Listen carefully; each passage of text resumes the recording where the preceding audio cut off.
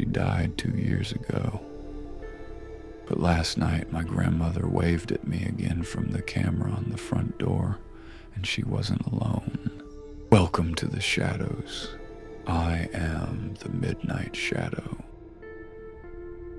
Every week, I come across stories that people are afraid to tell even themselves. Stories that send shivers down your spine and make you want to check every lock in the house. Today, I'll hand the floor over to a young woman who actually lived through this.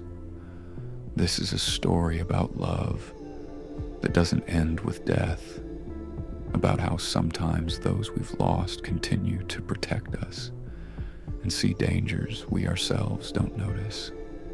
Make yourself comfortable. Turn off the lights if you dare, and listen very carefully. She was the closest person in the world to me, practically a second mother. After the funeral, it was really hard for me. The house felt empty and cold. I decided to install a standard doorbell camera on the front door just to feel a little safer at night. The first week was quiet, no notifications. Nothing strange. But then, one rainy night around 3 o'clock, I got a notification on my phone. Motion at the front door. I opened the app, and my heart literally stopped. My grandmother was standing on the porch in her favorite white nightgown with her gray hair pulled back in a bun.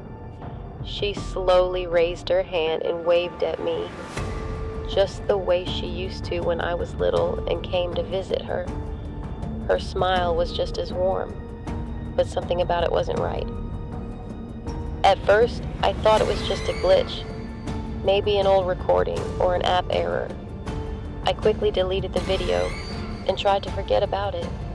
But the next night, it happened again, and then again, and again, every time around 3:17 a.m.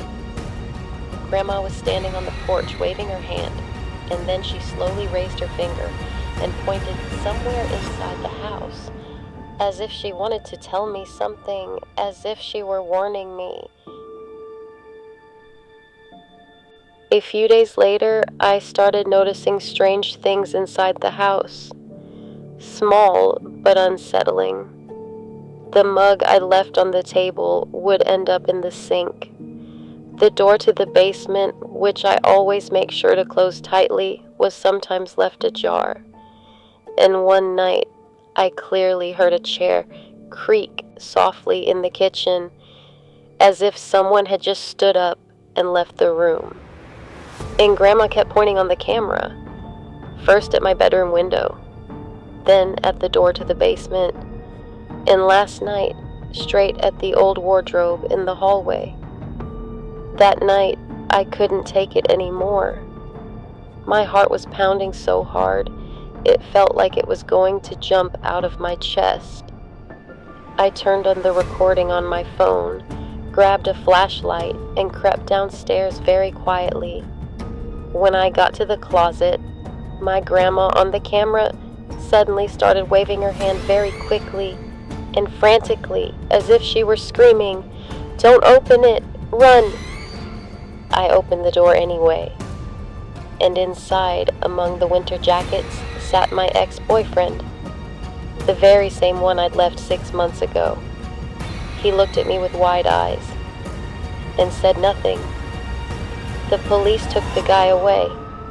It turned out he'd been living in my house in secret for almost 3 weeks, hiding during the day while I was at work and going out at night. But I didn't realize the scariest part until a few days later. My grandmother only appeared on the camera on those nights when he was inside the house. When he wasn't there, the camera remained empty.